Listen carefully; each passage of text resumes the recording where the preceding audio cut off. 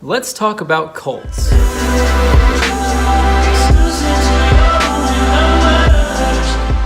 We all know that there are brands out there that create cult-like followings.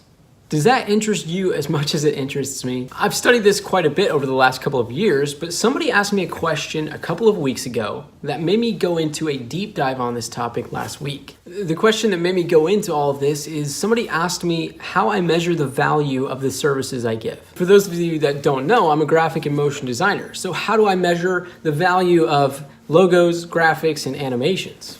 I thought it was a great question, and I don't necessarily think that there will ever be a metric to measuring the value of branding like there is in marketing. What I did take from the question was a desire to be able to better communicate the value that I do give to clients. Hence why we're talking about emotional branding today. From 1960 to 2019, the price of advertising has gone way up.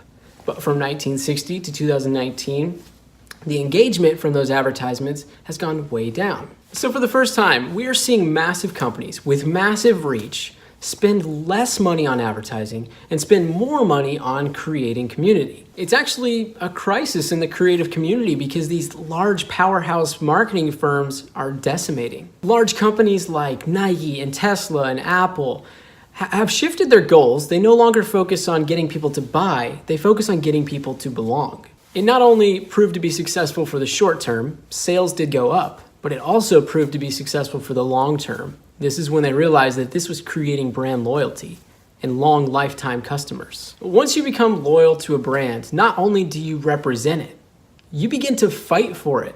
You begin to recruit for it. You begin to forgive when the company does something you don't agree with. It truly becomes a part of your identity. Although we know all this is valid and we have the evidence to prove it, it's not an easy thing to achieve. This is where I define my value as a creative. Creatives come into the equation and help brands build a community. We help brands become relatable, we help brands become trustworthy, and most importantly, we help brands become distinct.